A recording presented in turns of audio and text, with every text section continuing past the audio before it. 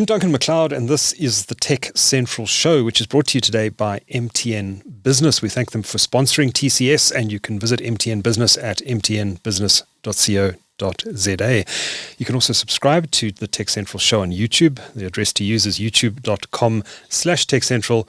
And while you're at it, why not sign up for our daily newsletter at techcentral.co.za/newsletter, and you'll get all the latest tech news, including these podcasts delivered to you every morning at 5 a.m. Completely free of charge, by the way. Now, Microsoft, Google, and Apple all had their major developer events in recent weeks, and the focus has very much been on artificial intelligence.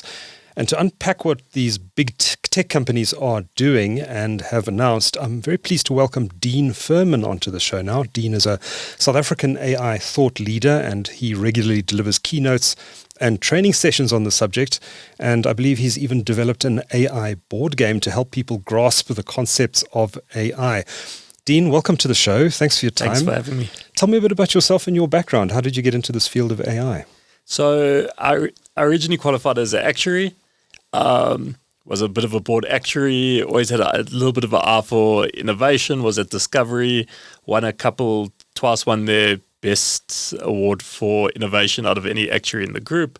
And I always had my eye on things that were a little bit different. Mm-hmm. I went across to Alexander Forbes and headed up innovation for the business there, and really was grappling with artificial intelligence then on quite a more high-level basis. Mm-hmm. But one thing that I realized was starting to talk with more and more businesses, starting to talk with more and more individuals. I was talking a lot about AI and discussing the benefits, mm-hmm. and people don't know what I was talking about.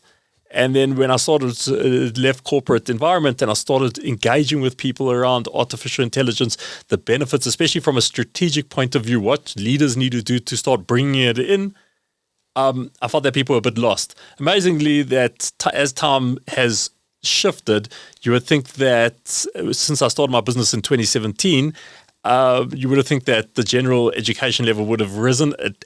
In general, in South Africa, it hasn't to a huge degree. Everyone feels that they've gone to like one or two conferences, so they know the buzzwords and they know things. But outside of your tech areas or your data science areas, the average leader of a business, which is often my target market, still can't quite say to you exactly what artificial intelligence means for their business, what are the best use cases, how it might impact them, how they might be disrupted, etc. So I did a whole bunch of stuff in between, wrote a book that was in all the stores, etc., mm-hmm. and developed the AI game, the board game that I only use for training, because one thing is that people become overawed. To just stand and talk, this is possible, that's possible, this is possible, it can either excite them but leave them with nothing practical, or scare them, or become too much for them. And people have ADD, and I realized that for me, myself as well, I'm like that. So I created a solution to filter and discover the best applications and use cases for your business, mm-hmm. all through playing a game that you're identifying it yourself. So it's cool. That's called Dawn of Disruption. So it's been, Dawn of Disruption. It's cool. So over the last few years, we ran hundreds of sessions for probably most of the major corporates out there. Okay. And what's the sort of reaction you get from ordinary employees of these organizations as you explain these concepts to them? Yeah, people, funny enough, the first reaction most people have is like, my kids are screwed. It's funny because it's people think often about their kids before they even think about themselves. So the more questions I'll get about, what must my kid do for this future? We're not preparing him. We're spending all this money at the schools, and we're preparing them for a future that's actually not going to be the right future. So that's actually most people's first reaction who actually have kids. And then they start thinking about business. And then people, I feel like the way I put it across, people get excited. That's very accessible. That I try to say it's not just the hands in the techies and the hands of the people that are the data scientists. It's in the hands of everyone. It's very, very easy to get going with AI. You don't have to be a data scientist to use AI in a major way in your everyday life. So I think I hope I leave it with the people with the empowering message. Mm-hmm. Good stuff. Well, we're going to come back a little bit later in the discussion to talk about the impact of AI in the corporate environment and what it means for productivity, etc. But I'd like to spend a good chunk of this conversation talking about these developer conferences which just concluded, because they were all entirely AI focused. Yes. clearly the theme of the technology industry this year. Microsoft, I think, kicked it off with their Build conference in early May. I might have got the Google and Microsoft one mixed up. I think Microsoft was first. Then, of course, Google had its big I/O developer event. I think that was in just a couple of weeks ago. And then then Apple had its Worldwide Developers Conference, which wasn't entirely AI focused, but had huge sections of AI.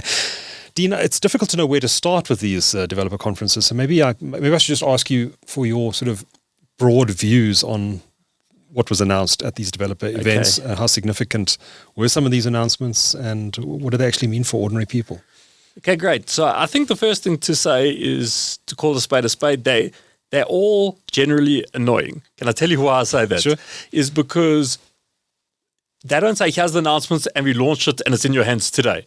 So they could almost say whatever they want to say because they don't give you set for most things they do. They don't give set timelines. They're like, no, this is what we're announcing this today and you'll have it at some stage. You know what I mean? Like, so there's always a combination between... It's a bit of vaporware, really. There's a lot of vaporware. Some of the things are amazing and some of the things that it only means something to individuals when they can actually play with it. Like, often some of the technologies, once you actually get your hands on it, you're like, okay, it wasn't as good as it looked in the demo on the box, and especially some of them have been found out with other things around, like for example, OpenAI, when they demonstrated like their video, their Sora capability, and then the person who did a lot of the video editing of that saying like, no, it's not as good as it says on the box. There was a lot of video editing to make it better. So I think to take one step back is to just say these conferences in general are annoying, but then going back into it of what they did announce, I think that I changed my mind a little bit. The first time I watched the Apple one, which we could start there, which was the most recent one. Yeah, let's start with Apple. I thought it was like a bit meh. I thought it was a bit disappointing. Not necessarily, there wasn't anything that was just like, wow, that just like blew my mind. But then actually, when I watched the calculator app. No, the calculator was cool, and we'll talk to the calculator thing, and that's what I'm getting to. Then when I watched it a second time, right, I was actually at sunk in. I'm like, this is pretty cool. Actually, it's not just what their functionality is. I think that they're the best marketers of the three by far. They're the best at positioning things, without a doubt. They mentioned AI, I think, once. The actual term AI, they mentioned it once, and the only time that they mentioned it was to introduce what they call Apple Intelligence now. They didn't talk about it, and it's been really what they've always spoken about. It's not about the tech. It's about what it means for the user. So I think by far their positioning of what it is, theirs was the best, and in a way, you didn't have to be a developer to actually understand their conference. Like a 10-year-old who plays with their parents' Apple device could have understood that. It was very non-jargon, non-techie, non-developer type conference. It was, and when I watch it again, I'm like, okay, they've got the thought process, at least before we get to the features, the best. Because I think Microsoft, they've done amazing work, and I still think that they're the leaders in all of this, and they're the force to be reckoned with, I reckon, in this area, especially with their partnership with OpenAI. But in terms of positioning, I think Apple got it right the most. It's not about, it's almost like they had their magic dust that they're going to have across the Apple devices. That it's not about, oh, there's this AI like Microsoft. It's like, you got 50,000 co-pilots. Now also when I do the training with people, you have to discuss and be like, they're like, no, we need co-pilot training. I'm like, cool. Okay, let's just make sure we're talking about the same thing, because there's 50,000 co-pilots, and and even that the number of different solutions that especially Microsoft spoke about. It's just chamos. What's a better word? Yes, sure. You know what I mean? It's all over the place. It's to try put that together. Even for any of the developers there who are really embedded in the ecosystem, to put all those pieces together. You could do your doctorate on that. The Microsoft build afterwards. That's how many components there were. Whereas Apple, it sort of just was like, no, not even talk about AI. We got this thing now that they call it Apple Intelligence. It makes it seem like there's a whole new different thing. Like they invented it, yeah. Like they invented it. And it's almost like this little fairy dust that they sprinkled across everything. Every one of these interactions is just a bit better now because there's this Apple Intelligence in it. And the truth is, like, everyone's like, oh, what's Apple's response now to this AI move? they've had, and all of them have had so much AI in their devices and everything for years and years and years. I think the big shift was now the generative AI thing. And again, it's funny that you have the powerful generative AI and things that people are working on with OpenAI and Microsoft together. And I promise you, my prediction is that this, what do they call it? The emoji, the Genmoji. Genmoji. Oh, what a terrible term. Genmoji. That will get more traction than anything else because that's at the end of the day what people will see and it'll become viral. Someone will send the customized emoji to someone else and they'll be like, that's amazing. First time they see it, they'll be sending to each other and they'll be like, Apple's just... Let's not forget, of course, that Mark Zuckerberg has been doing all this at Facebook or Meta for months now. But that doesn't matter. It's they just got that way of putting it across there. So when I watched it the second time, I was like, okay, no, they did something. It was a lot of announcements that all kind of on their own weren't that significant, but when you put them all together, it was actually quite a significant event. Yes. And certainly investors have reacted to it. And one point you made about this not being necessarily pitched directly at developers. One opinion piece, I forget where I read it. It could have been Wall Street Journal or somewhere. Made the point that this was actually a pitch at Wall Street. This was Apple saying, putting a stake in the ground and saying, we get AI, we're doing AI.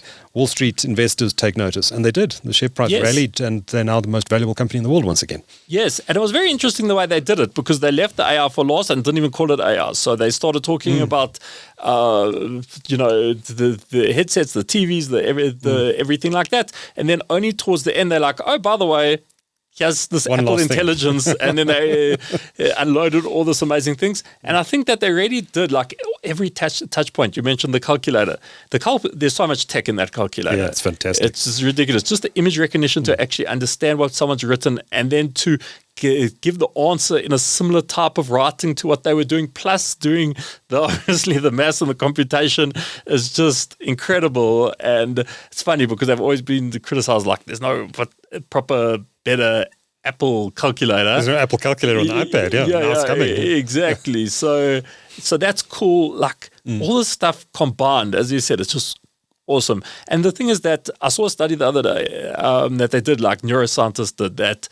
It was very interesting. They did brain scans on people that were Apple users and Samsung users. Mm-hmm. And the Apple users, they actually tested what's the emotional response when someone talks about Apple.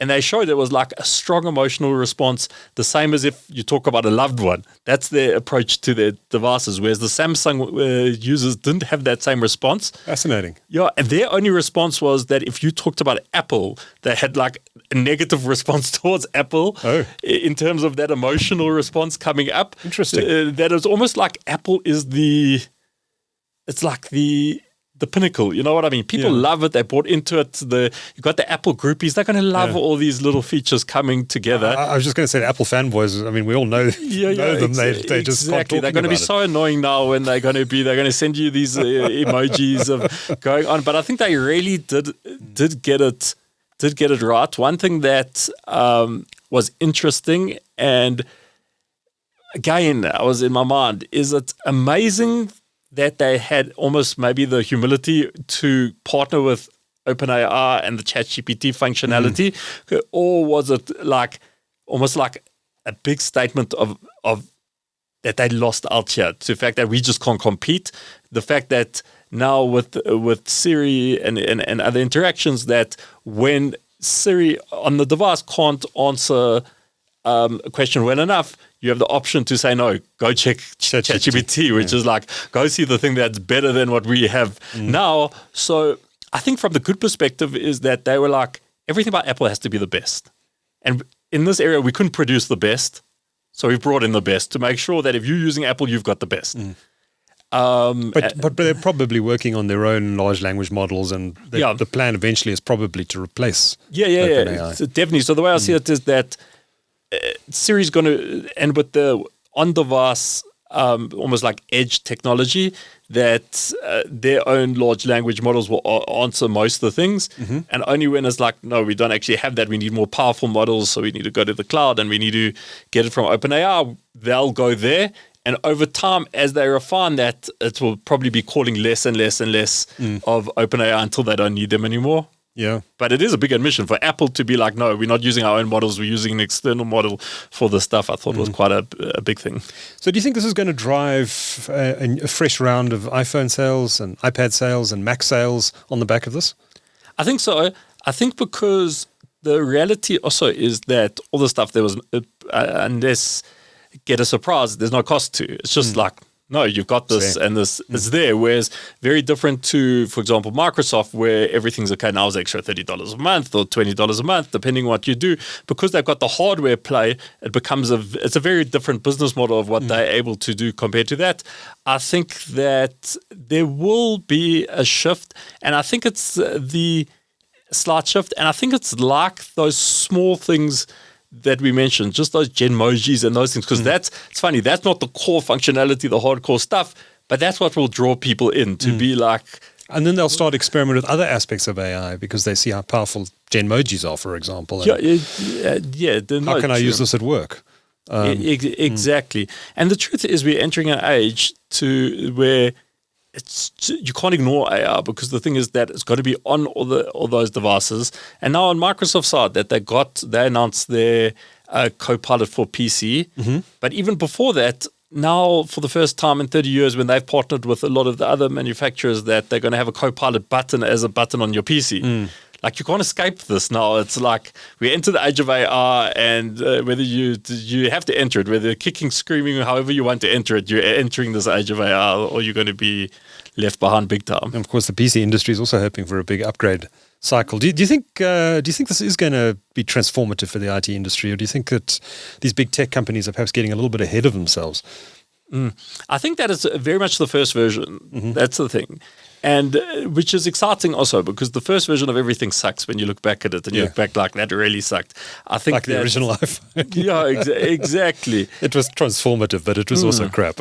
Yeah, exactly. So right now we're at the worst that AI is ever going to be, and it's pretty damn good. So like even just 1 year from now, it's going to be amazing. If you look back at the original ChatGPT 3.5 that came out, that blew everyone's mind, like this is the best thing ever. Yeah. You look at now, you're like, jeez, that's rubbish. It's true. So GPT-4o is pretty amazing. You must have spent hours conversing with that new persistent chatbot, and it's pretty astonishing the way they've infused almost human-like conversation into this generative AI now. It's actually made me quite excited about what's coming in the next decade in terms of the advances we're seeing in robotics. And when those get fused with the advances we're seeing in AI, are we heading towards the era of intelligent robots in the next decade?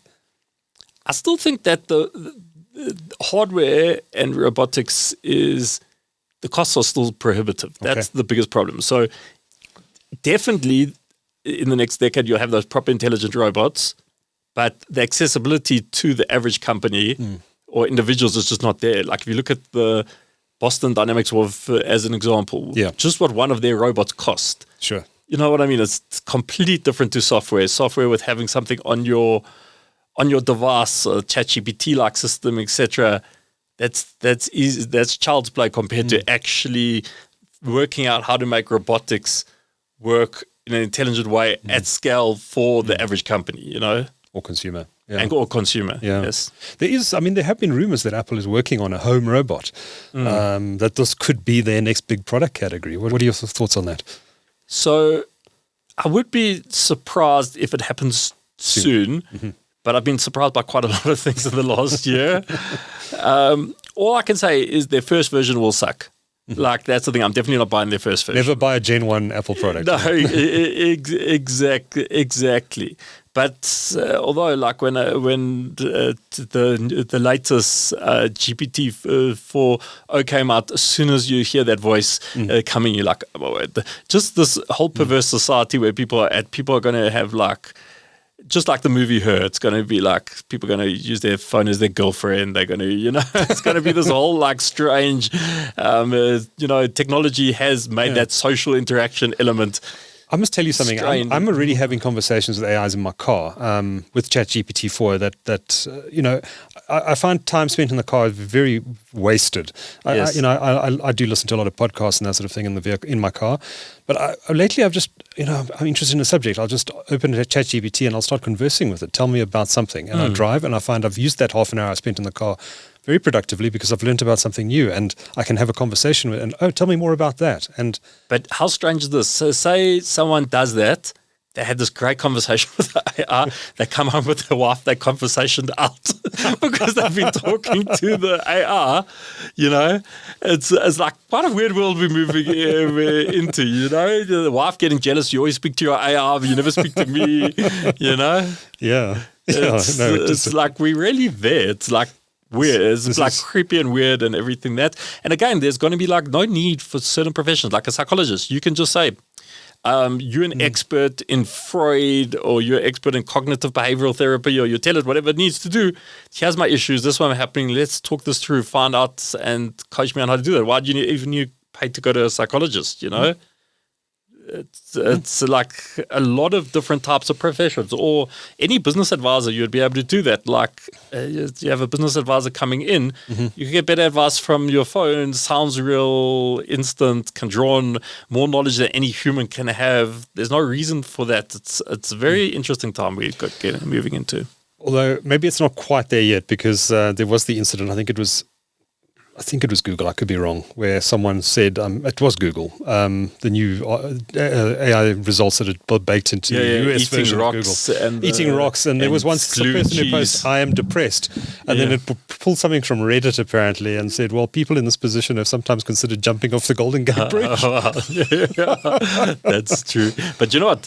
The thing is that everyone when they look at the AI, has the assumption in their head that human responses are 100% perfect. Trust me, there's plenty of psychologists that have absolutely ruined people. There's plenty friends that have absolutely ruined people. But your friends are talking nonsense to you half the time. And when you're asking advisors, they're making things up. Consultants are making things up for years as they go along. And they're definitely, and that's, I think, why there's still a place for me, to be honest, because you have to teach people how to use it properly, but you have to teach them how to use it responsibly. Yes. Because there is a lot of areas where it could go wrong, and there is a lot of areas where you could bring danger into your company. Like, you can have the best cybersecurity systems in the world, but if someone doesn't know how to use certain of these AI programs, that all goes to nothing because you have to understand the risks of all these things. So it's something that's amazing. It can have huge benefits for everyone, but at the same time, you have to know how to use it safely. Good. Well, the AI has a use for you for now. We'll call you the AI whisperer. How's that? Exactly. So we haven't spoken about Google yet, and we know Google's had some troubles. Yes. Obviously rushing to get to market and had fallen behind OpenAI prior to even the Google recent I/O conference.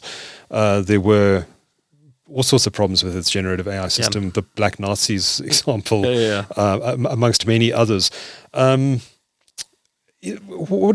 is your view on Google? Do you think that this is an existential threat to them, and do you think they've done enough to catch up? So it's not that the AI isn't good.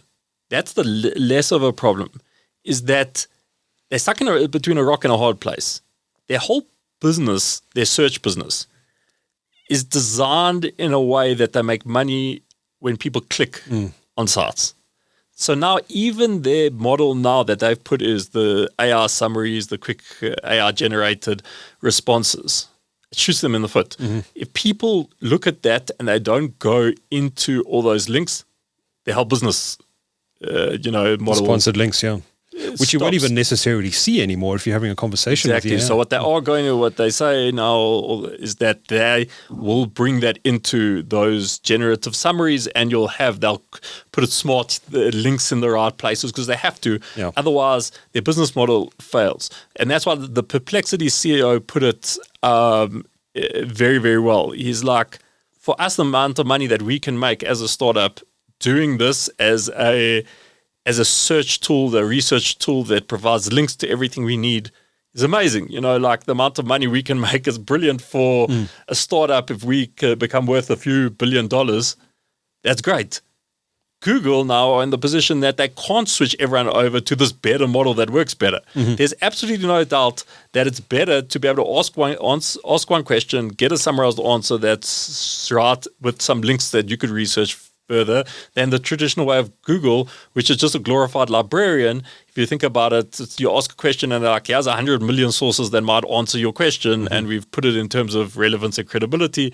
And by the way, we've also put a lot of paid for other references that people have incentivized us to put in front of you that you have to get past before you get to a proper result. There's no doubt that in the consumer's position, the AI model's better. But Google, as I said, they're stuck between a rock and a hard place. If they move towards the better model that is better for everyone, their revenues just plummet big time. So I think it's less of a worry that they suggest putting glue in your cheese, which is obviously real bad. The bigger worry is that strategically, what are they going to do with this whole thing? Because their whole business model, everything that Google's been built on top of, comes crumbling down, of how they make their revenues comes crumbling down. And that's compare that to an Apple, where Apple were like, no, this is just going to make the user experience better, and who cares about what AI we're using it. These are cool things you can do. Google are like, no, for us to make money, we're going to have to make things a lot worse for you. So I think that's the biggest problem. So for what Google. does this mean for the future of internet search? And does this give a leg up to the perennial second place Bing? Yeah. So I always used to joke that you're better off asking Chandler Bing than Microsoft Bing for results. And then he passed away, and then it seemed wrong saying the joke. But but now it does. Finally, something like, let's be honest, we never thought it would happen. They were such a leader, and Bing sucked. It was embarrassing. You'd be like, well, where's the nearest hospital? And they'll give you a recipe for spaghetti bolognese. They had no clue. Honestly, if they had to just randomly give you something, it would have been better than whatever they were doing. And Yahoo and everything. And that's why in recent years, the most search word on Bing's always been Google. People just use Bing to search Google, to find Google. And people only use Bing when they can't work out how to make Google the default. It's a bit like how people used to use Internet Explorer to search for Chrome. Exactly. It is like that. But now this AI has really become a lever. It's been very interesting. And in a way, it is nice. It is nice to see. And the thing is that if you look back in the day, which is back in the day, but if you look at all the emails that OpenAI shared when Musk was suing them and shared the emails, that his big worry was always like, Google, all the intelligence in this area is all in the hands of Google. Now it's amazing how things have shifted now and I think the reason it's shifted is not because they got smaller people at OpenAI or Microsoft or Apple than they've got at Google. And it's not that the data scientists can't get the stuff right. They will get the stuff right. But the fact that it's just so in the face of their business model, as I said. And the other thing is that OpenAI really had the advantage over everyone because they could afford to make mistakes. They were like, wow, this is a system that hallucinates some of the time. It gets things wrong. I might say something stupid to you, but most of the time it's amazing. And it was going from scratch. Their brand value could just go up and up and up. And Google, on the other hand, built on the solidity of the results, the credibility, everything. They make one mistake and already things drop. Or even originally going back now to reduce time frames, probably a year ago even, when they had initial video that they put out around the Galaxy, the demoing Gemini, what was bought at the time, and they got something wrong about the Galaxy, saying it was the first star planet, I can't remember the thing, that was discovered, and they lost about 100 billion in one day. Cap in one day from that. Imagine the person who didn't check that little marketing video, but they can't afford to make mistakes, which is really why OpenAI could develop and make mistakes along the way. No one even cares they made the mistakes because they know they are work in progress. They're also protecting the business model. Do you think that Google has became too conservative in developing this stuff and experimenting and making it available to end users. And that's allowed OpenAI and then Microsoft to step into the breach and say, hey, guys, check out all this cool stuff we can do. Google had a lot of this stuff, just weren't prepared to release it because it was potentially a threat to their business model. Yeah, and in the way that Microsoft are in a nice position because they can let OpenAI make any of the mistakes, and then like once it's perfect down patched, it's a Microsoft thing, so it does no brand damage to Microsoft. And that's you probably find a better strategy would have been that to create a completely separate entity that it happened to be that Google owned, and to put out all this AI as a completely separate competing brand.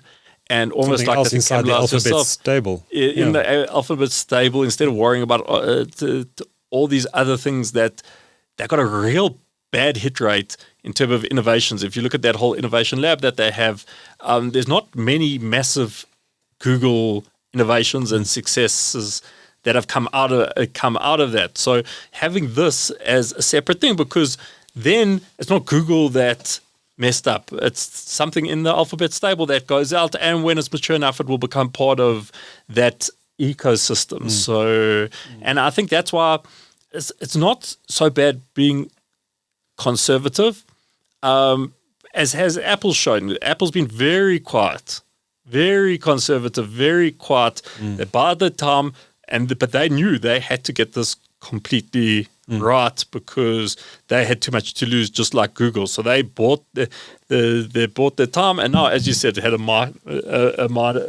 massive increase. I feel that Google contradict themselves towards the beginning because they came out and they said that no, we don't want to have a knee-jerk reaction to this. We want to only release it when it's right and it's solid, and we don't want to be irresponsible by doing this. But then they were getting on too much pressure, and then they released that video about the Galaxy, and suddenly in the market cap, they lost a huge amount. So they did react too much. They should have really been more careful and methodical around what they were doing. Listen, it's so easy to say, what they should have done. But again, I think that whatever they would have done would have been a loss for them. Yeah. Microsoft has had some issues as well. It hasn't been as if they've executed perfectly. Of course, the most recent example is Windows Recall, which was announced with great fanfare just a few weeks ago, and they've now said they're pulling back on this, and it won't be generally available to consumers for some time until they've ironed out issues and resolved the security concerns. Do you think that maybe these companies are rushing things a little bit too much? Yes and no. So I think it's also the way that you position it. So I think that's also versus, and I still believe, don't get me wrong, I still think that Microsoft will be the big winner here, unless they screw something up. I think they're the best place by far to win this whole. They've been known to screw things up in the past. So I would have passed them, but no, 100%. I'm not a fanboy of any of them. I'm like, watch from afar and see, and whatever's most useful, you put it in, but. They best placed out of everything, but you see the way that Apple positioned it was also clever. The security was a major emphasis on everything that they do. They talk about their secure cloud and everything like that. And I feel that the way that certain features that people talked about within Siri on the phone, knowing exactly what you could do and asking and getting your information, etc., wasn't dealt with the same backlash as Recall was, and it pretty much does the exact same thing. Which is interesting. So I think the way they positioned it, they felt like, no, we've got your safety at heart, and it was different to that Microsoft. For some reason, the backlash of a Recall was a lot more than for Apple. So I think that's because there's been so much criticism in recent months of Microsoft with Russian hackers and all sorts of other people breaking into their systems. That in fact, Satya Nadella, the CEO of Microsoft, recommitted the company a couple of weeks ago to security and everything. That's their number one priority now. So that this Windows Recall thing, I guess, came around in the environment where Microsoft's already under a lot of scrutiny over its security practices. Yeah, for sure. And the recall, the recall with that, you can go slow with that stuff. And now that it looks like they're going to make it opt in for that. Yes. But again, there's enterprise clients just aren't going to go for that in any shape or form. Even now with ChatGPT, they don't know what to do with themselves, most of them. That recall in the enterprise space isn't going to fly in the individual space unless it's got real security built in around it. Yeah. In the individual space, I think people find it awesome because also the average individual working doesn't often even realize the security risks of doing anything. Yeah, for sure. All right. The only other company that we haven't spoken about, and they didn't have a developer conference, although their CEO has been on stage many times in the last few weeks, but that's Nvidia. They're the big winner out of this Gen A, right? I mean, their market cap has risen by something like $2 trillion in the last 18 months or so. Is this a bubble that we're seeing in Nvidia? Do you think this is just because of all the investments that's going on to the hyperscale data centers by the likes of Microsoft and Google and others? Does Nvidia come crashing back down to earth at some point soon? It might a little bit, but like at least they're adding proper value. Yeah. Like, it's not one of those things like, you know, you got the plumbing. But like a Bitcoin that goes up and there's no essence and value behind it, or even a Tesla. The numbers just never justified what was going on there. Nvidia, actually, the numbers, they do, and the numbers are impressive. Their returns are impressive. They are actually the future of computing, and there isn't really anyone who's coming close to what they're able to do. That the CEO of Nvidia said that even if his competitors make their product free, we're still cheaper than them because of the price of running the things, which is quite a big statement. There's Very big statement, it's like how do you compete with that? Because the quality of what they do is also so good. So the cheapest and the best, and with the best brand value now, it's a package that, again, unless they really screw something up, they're not going anywhere anytime soon. Yeah, AMD is there as well, but if they do seem to be very much the follower. And Intel, we were talking before we started recording, Intel seems to be nowhere. Yeah, it's hard to know what happens internally. Probably the internal culture might not be amazing at that company. But again, like Nvidia, their big competitor's been, for many years, been Intel, but their stock grew more in a day than the whole market cap of Intel, which is astonishing. I mean, Intel's sitting on a market cap of, 150 or $200 billion. And Nvidia is sitting on 3 trillion. There's a chip company with 3 trillion market cap. It's absolutely astonishing. Yeah, but if you actually crunch the numbers, and analysts have done it, you look at the earnings and the expected earnings, and then calculate the price earnings multiple, it's actually justified. Yeah, and it's funny because every few months it's like, oh well, they've added another trillion on. It was like, seemed like just yesterday you're like, wow, they're $1 trillion company, and then like a couple months later it was like, now they're 2 trillion, and I was like, oh, they're 3 trillion. It's like you're like the growth is just incredible, and a lot of the things also, like, it's amazing that they were quite quiet up until recent times in terms of like news quiet, not in terms of those really in the know and stuff like that. And even a lot of people were talking about more their Nvidia multiverse and everything that they were doing in that space. And maybe that was more grabbing certain headlines. And they've rightly so now actually just shown what happens when a company really can create something awesome and really add value. I think that the stat was that the market value per employee that works for them is something like $100 million or something like that, which is unheard of. You know, each person is almost like created in, say, like rand terms, over $1 billion rand in value for the company, which is, where do you have a company like that? And what's amazing is, apart from gamers, 3 years ago, no one knew about Nvidia. Nvidia, what's that? Who's that? You know, obviously, if you're a gamer, you knew who Nvidia was because you used their graphics cards. But beyond that, your average consumer out there probably hadn't even heard of the word Nvidia before. No, completely. But I think they just boiled down and an example to companies of that when you can innovate and push boundaries. Like the world's your oyster. They really got down to it, and they created value not through marketing, not through hype, not through everything, but their product is the best of the best. Their product is just amazing. An engineering firm. They focus on engineering relentlessly. Exactly. It's a little bit like what Elon Musk is with from his Tesla side. Is that and he's SpaceX like, as well. He always says he's more of an engineer than he is of a businessman. Like, that's what he works at most of his day-to-day. I can imagine that the CEO of Nvidia would probably be a little bit the same, of understanding that type of information. Yeah. And that's where Intel went wrong. They appointed marketing guys, business guys, to run the company instead of engineers, and then that's where they tripped up. Yeah, no. So that's a lesson. Get an engineer to run your company. Certainly at this sort of level of high-tech innovation. Let's bring it home for the final segment of this discussion, and let's look at South African consumers, South African business. I guess the consumer conversation is not just a South African conversation, it's a global conversation. But from a consumer perspective, what do you think people should be excited about? I mean, we've seen things like live AI translation on the latest Samsung phones. We've seen the developments that are coming to the iPhone and to the Mac, where it will help you rewrite your emails and all that sort of thing.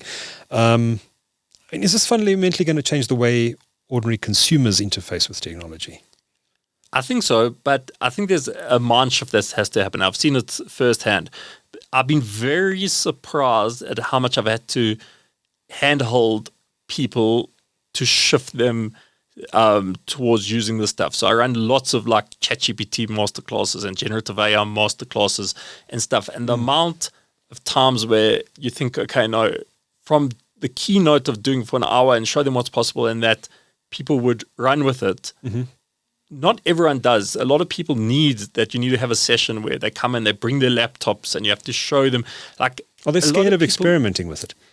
A little bit scared, but also I've been surprised. People don't connect the dots as much as like maybe yourself and I would, or certain individuals. I think that it is something new for them, which took me a little while to connect with. That a lot of it is so easy. On the face of it, you're like, the barrier of using this is so small. If you could talk to a human, you could talk to this. But a lot of people don't realize, like, they still only use ChatGPT to be able to write emails to people and nothing more, maybe a blog. Besides that, to show them of how they can help them with project plans, business cases, and almost anything related to what you're doing. People are like, wow, I couldn't believe I could ever do that once you show them. But you're like, oh, well, I thought it would have been obvious. But now I realize that actually most people, it's not obvious. A lot of people need a lot of that hand-holding to start using it in the day-to-day basis. This has actually been the biggest learning for me of how much people need support to be able to, in the work environment, to be able to start engaging with this. I think you've done something in a certain way for such a long time that people, one, have to get over feeling guilty, like, that this is doing all my work for me. Has to be illegal. Yeah, exactly. And they're being scared of it, and really knowing that there's a shift happening. And that's why leaders also need to be very supportive of it, to show it's irresponsible not to use this stuff, and because it doesn't make sense to not be able to use this stuff and to get something done in a day that should take you 5 minutes to do with this type of technology. There's no excuse. Obviously, you have to use it safely, and to give that psychological safety for people to think that, okay, well, this is actually doing most of my job now for me. Like, what value do I give?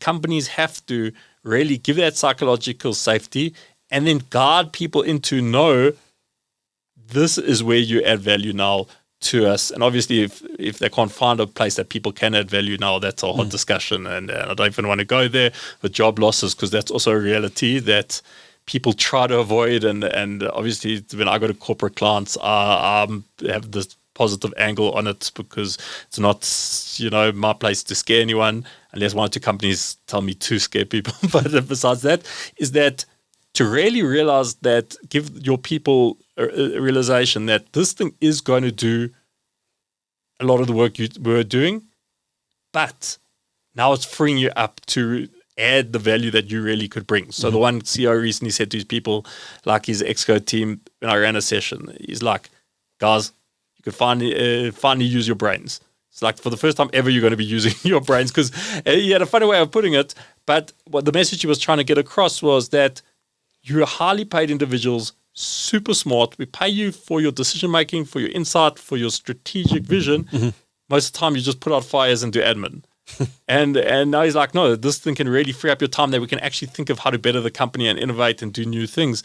Again, that's why you have to have people realize that this will do that so-called donkey work, and now you really, the individuality that each person can bring, whatever that be, it may be, can do that. And also there has to be a lot of, in larger companies, there needs to be reskilling opportunities of people, because the reality is that there's no reason to get people to do things if they take 10 times longer than the technology to do it, and the technology is much cheaper. You've got to find a place for people to be able to do, Is that CEO right? Is this going to lead to a step change in productivity in business? It can. So I've seen. So I always say with things, you can lead a horse to water, but you can't make them drink. So I've seen the companies that are really I've worked with, and then they're like on board and they've engaged already. Can't compare what their company is now to before, because they've really engaged with it differently and they've gone all in with this. And the productivity gains have been absolutely massive. And actually, they have times, and also the work-life balance is completely different. To be able to not work those late nights and when people are fresher, they're happier, having that, they're a whole different frame of mind to be able to guide a company going forward. So I've seen firsthand how some companies have really, really made step changes with it. And there are others that the culture's a little bit more toxic and there's a lot more cultures of fear, etc. with it.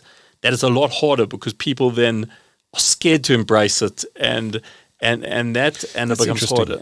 So, do you think the companies that are going to benefit most from the productivity gains that this technology presents have a specific corporate culture? Yeah.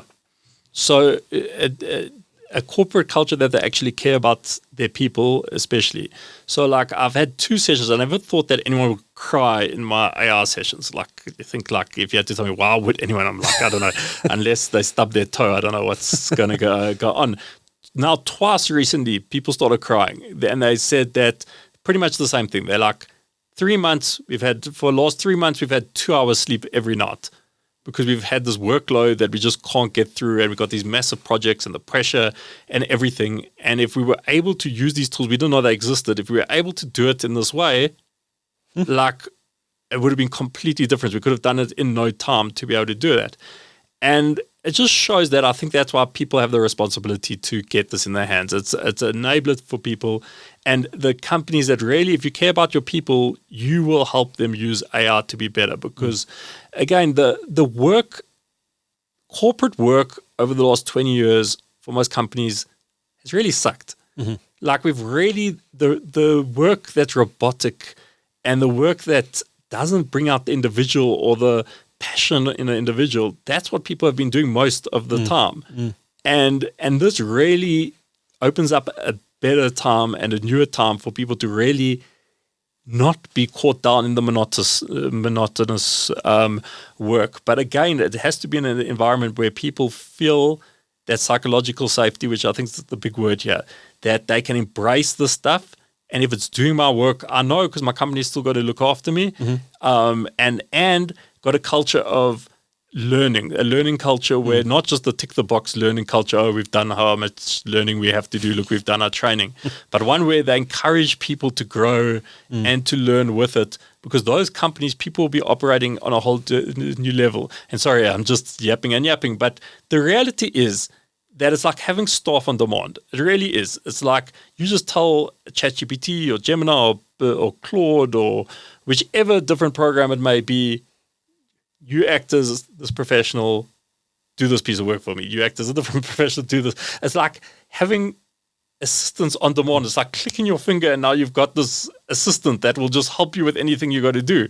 It's amazing. Once in a time, it does get something wrong. So great, there's still a place for you. You need to use your expertise and guard what your assistant's doing, and you work together with the assistant. They happen to be the assistant's virtual, but it's an amazing time. And the fact that people don't jump more in at this as like a silver bullet is ridiculous, because it's like you're irresponsible if you ignore it. I guess people are resistant to change. People are scared of change. And another thing I realized is that people have been preached about AR for so long. Like, when did we hear about the 4th Industrial Revolution? It's like decades. You have all these consultancies who, I don't know, know nothing, that coming in and they coming in talking about, oh, well, AI, look at our AI reports. We've got a 50-page AI report of how it's going to shape. Now's the time of AI, the age of AI. They've been hearing AI. And I always says like, boy cried wolf. Now the wolf has come and everyone's like, you've told us about AI for years, whatever, It's like people don't actually get it and believe it. Like, but the truth is that the wolves are out. Like now you can't do that. I know with my own work and my own life, it's like, sure, there's almost nothing that I do without having AI help me in one shape or form. And it's better for that. And I got extra time. And it's going to be the case for everyone. What advice do you give to companies looking at this and how they... I imagine you talk to a lot of companies who haven't even started to dabble in this stuff. Yeah. Maybe one or two individuals have been playing around with it in their spare time, but there's no sort of corporate policy around it. What do you advise companies? Some of the companies I've spoken to have made Microsoft Copilot available to their executive team, but not to the rest of the organization. Yeah. A lot of South African companies seem to be taking the approach, okay, we're going to do AI, we're going to go to Microsoft. Yes. Is that good enough? Yeah, I think so. I think, but you can't just give them the tool. You have to train them properly. That's been my big learning. If you asked me a few months ago, and you said, okay, make it accessible to people with limited, knowledge and awareness, people would have been fine and they would fly with all this new technology that figured out. I realize now how important that the training, both in terms of the functional ability to use these things, as well as getting them over that mind shift. And you have to really have campaigns around your company, internal marketing, to really be like a new way of working, a new dawn that you've got for that. And even in that line, if I was a company, I would be like, because we care about you so much as individuals, we want to get these tools in your hands so that to free you up to do work you love that could add value to us, or have that work-life balance and set it more than like, oh, here's some tech tools, like more the Apple vibe than anything else with it. A lot of the companies that I feel that the Microsoft Copilot's a good route to go with because it's got a lot of the security built into it. Now it's sort of leveled up that even the latest OpenAI technologies are in that Copilot. So for example, for one of the banks now, I'm doing a lot of the training for them and they've gone Copilot big time, and it's got good guardrails in it,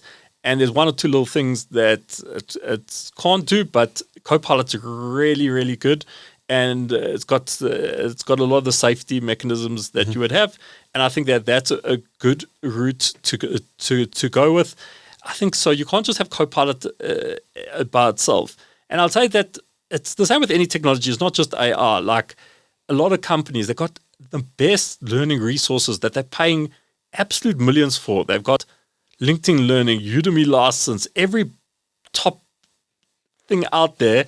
And they all say to me, because also I deal a lot with by the nature of my business, a lot of like heads of learning and HR directors. They're like, we pay huge amounts for free. They can go and learn amazing things, but the adoption rate, doesn't matter what system they bring in, is so little.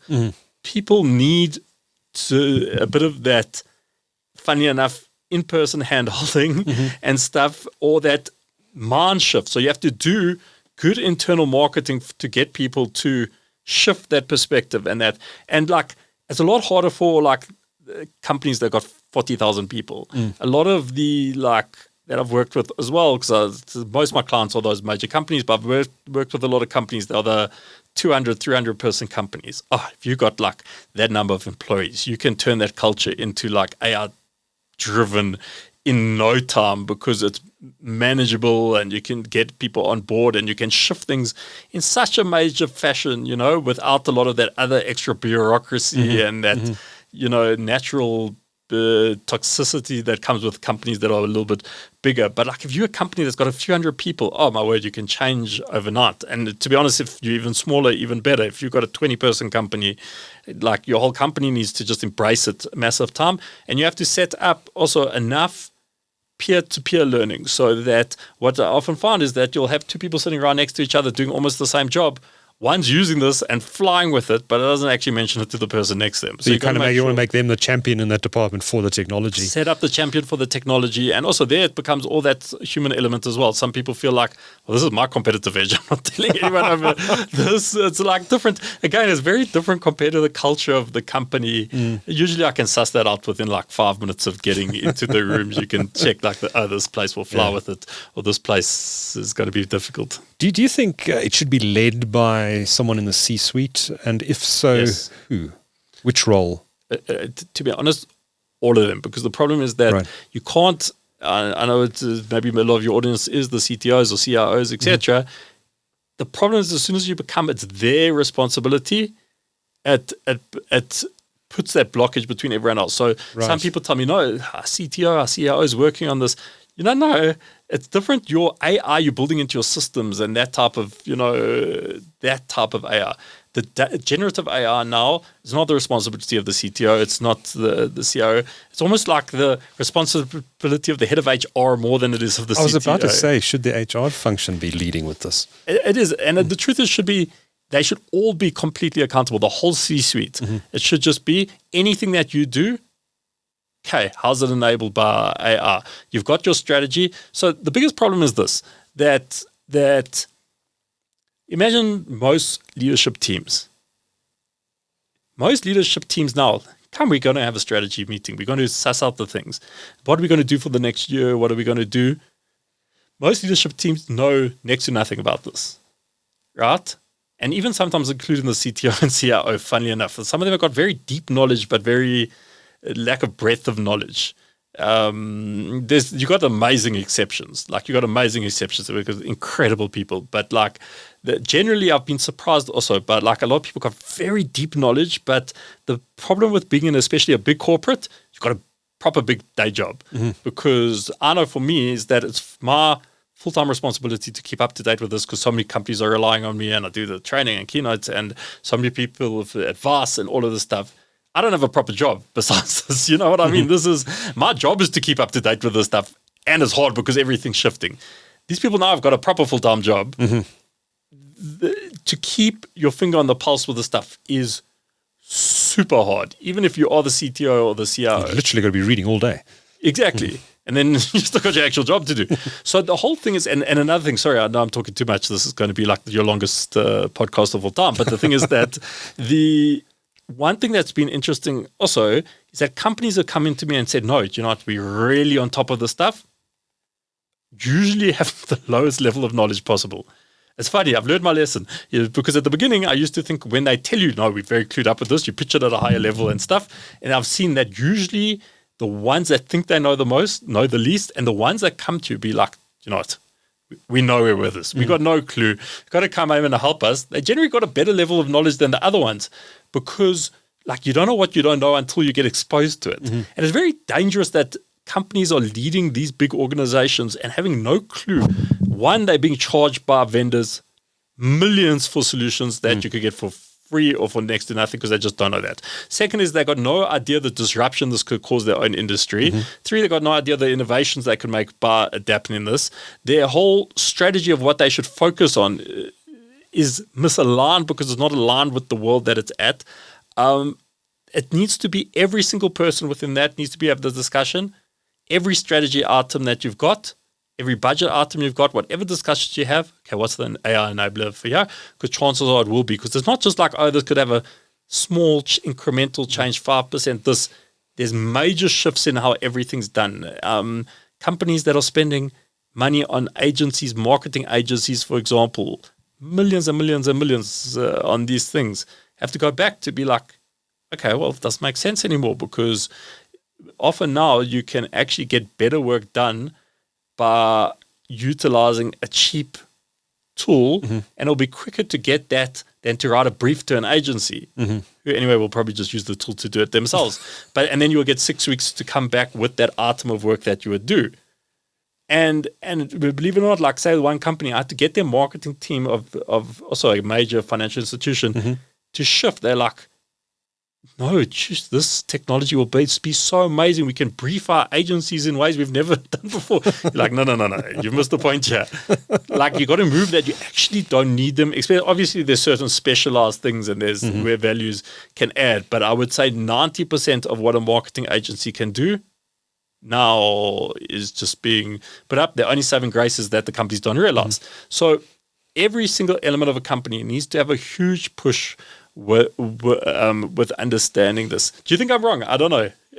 I know I'm biased, obviously, because that's what I do for a living. But the thing is that I'm really bought into the value that it can add. Yeah. No, it's absolutely fascinating. And I think we've even begun to fathom the potential impact of this technology over the next decade. I think people always overestimate what it can do in the short term, but underestimate what it can do in the long term. And I think that's equally true in AI. And certainly, Dean, we could make this our longest podcast ever. I think our record was 3 hours. Oh, wow. We're not going to do that today. But I thank you very much for coming into the studio and sharing your insights. And you're most welcome to come back anytime. There's a lot to unpack, and will be a lot to unpack going forward. And I think we've made a good start with this conversation. Just before I let you go, if anyone wants to learn more about Dean Furman and your business and what you do you have a website that you can check? Yeah, you can either go to my personal website, deanfurman.com, or my company website, 1064degrees.com. So what's with the 1064? It's the melting point of gold.